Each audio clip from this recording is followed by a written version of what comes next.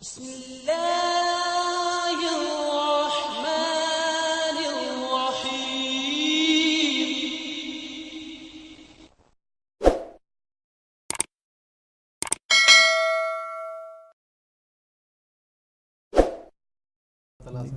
دوسرا سوال ان کا روح القدس کے تعلق سے تھا، لیکن عارف الزمان صاحب میں بتانا چاہوں گا کہ ہم نے اپنے گزشتہ ایپیسوڈ میں روح القدس کے تعلق سے تفصیلی گفتگو کی ہے، تو آپ ہمارا جو گزشتہ جو ایپیسوڈ ہے، پچھلا ایپیسوڈ وہ دیکھیں، یوٹیوب پر بھی جو ہے نا وہ اویلیبل ہے، تو آپ کو اپنے جو روح القدس کے تعلق سے جو آپ کا سوال تھا اس کا جو ہے آپ کو جواب مل جائے گا۔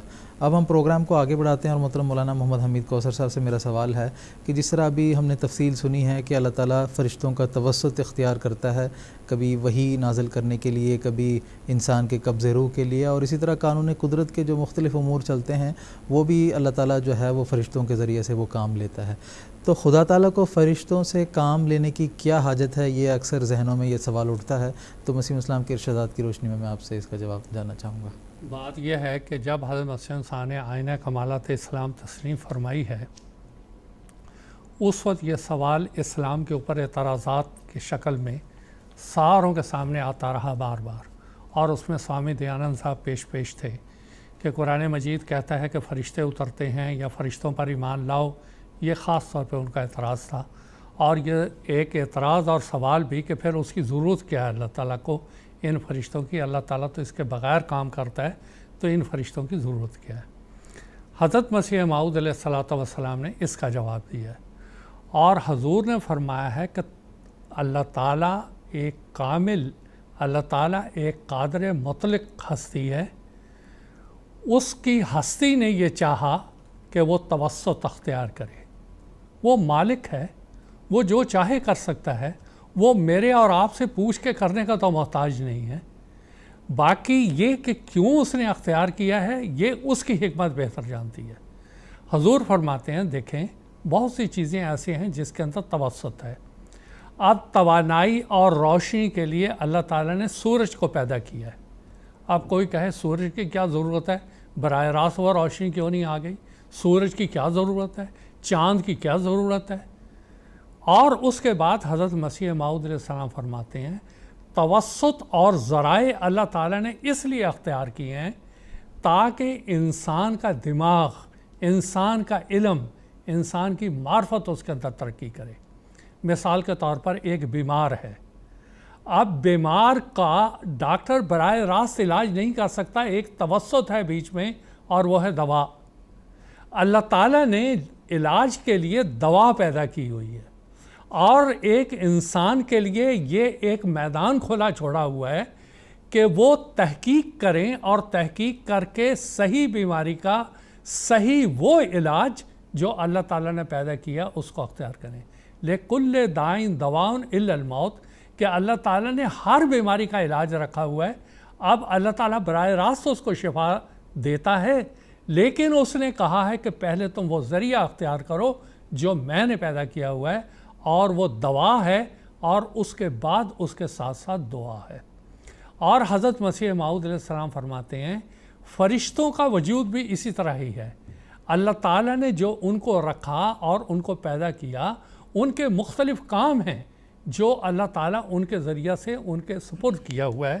حضرت مسیح موعود علیہ السلام فرماتے ہیں اپنی ایک کتاب، یہی آئینہ کمالات اسلام میں، پس تمام ذرات اور سیارات وغیرہ در حقیقت ایک قسم کے فرشتے ہیں جو دن رات خدمت میں مشغول ہیں۔ کوئی انسان کے جسم کی خدمت میں مشغول ہے، کوئی روح کی خدمت میں۔ جس حکیم مطلق نے انسان کی جسمانی تربیت کے لیے بہت سے اسباب کا توسط پسند کیا، اور اپنی طرف سے بہت سے جسمانی مؤثرات پیدا کیے تاکہ انسان کے جسم پر انواع و اقسام کے طریقوں سے تاثیر ڈالیں، اسی طرح واحد لا شریک نے جس کے کاموں میں وحدت اور تناسب ہے، یہ بھی پسند کیا کہ انسان کی روحانی تربیت بھی اسی نظام اور طریق سے ہو جو جسم کی تربیت میں اختیار کیا گیا ہے۔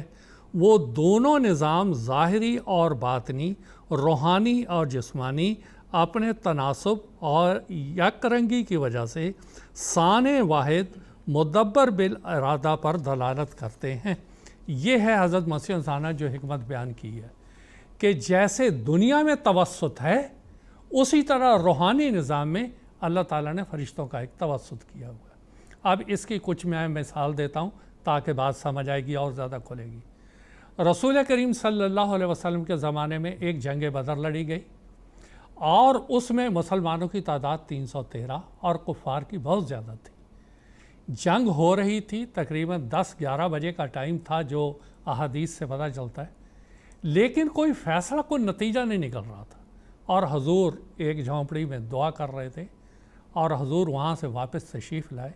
وَشَاحَتْ وَجُوهُهُمْ، حضور نے فرمایا اللہ تعالیٰ ان کے چہروں کو پراگندہ کرے۔ حضور نے ایک مٹھی کنکر کی لی، ریت کی، اور لینے کے بعد حضور نے ان کی طرف پھینکی۔ یہ پھینکنا تھا کہ اللہ تعالیٰ کہتا ہے 5000 فرشتوں کے ذریعہ سے ہم نے تمہاری مدد کی جو بہت سخت اور حملہ آور تھے، اور ایک ہوا چلی، اور ہوا چلنے کے نتیجے میں جو ریت تھی وہ ساری کی ساری اٹھی اور ان کی آنکھوں میں جا کے پڑنے لگی، اور وہ جو سامنے سے آ رہے تھے ایک دم ان کے چہرے دوسری طرف مڑے اور ادھر سے مسلمانوں نے حملہ کیا اور اللہ تعالیٰ نے ایک نمایاں فتح عطا کی۔ اب آپ دیکھیں کہ اللہ تعالیٰ خود تو زمین پر اتر کے یہ سارے کام کیسے کر تو سکتا ہے، لیکن اس کی مشیت نے چاہا کہ ایک ذریعہ بنے۔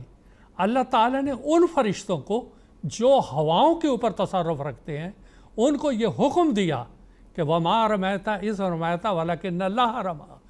جب حضرت محمد صلی اللہ علیہ وسلم کنکریاں پھینکیں آپ اسی وقت ہوائیں شروع کریں، اور اسی کے نتیجے میں اللہ تعالیٰ نے یہ فتح دی۔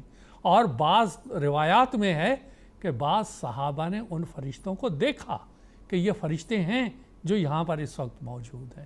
ایک یہ ہوا، دوسرا غزوہ خندق اور احزاب کے موقع پہ ہوا۔ وہاں پہ بھی جب محاصرہ اور یہ ساری چیزیں بہت لمبی ہو گئیں، اللہ تعالیٰ نے ان فرشتوں کو جو کہ ہواؤں پہ مقرر ہیں، اللہ تعالیٰ نے حکم دیا اور وہ ہوائیں چلی اور ایک دم ان لوگوں میں بھگدڑ مچ گئی اور وہ سارے کے سارے میدان چھوڑ کے چلے گئے۔ تو حضرت مسیح موعود علیہ الصلوۃ والسلام یہ فرما رہے ہیں کہ یہ مخالفین اسلام جو فرشتوں پر اعتراض کرتے ہیں ان کو یہ علم ہونا چاہیے کہ یہ ہماری روحانی تربیت کے لیے ہیں۔ جیسے جسمانی تربیت کے لیے اللہ تعالیٰ نے پورے ذرائع رکھے ہوئے ہیں، پانی تو وہ ہمیں بغیر بارش کے بھی دے سکتا تھا، پانی تو بغیر نیچے نکالے بھی دے سکتا تھا، لیکن اللہ تعالیٰ نے ایک ذریعہ رکھا ہوا ہے، سورج ہے، چاند ہے، دوسری چیزیں۔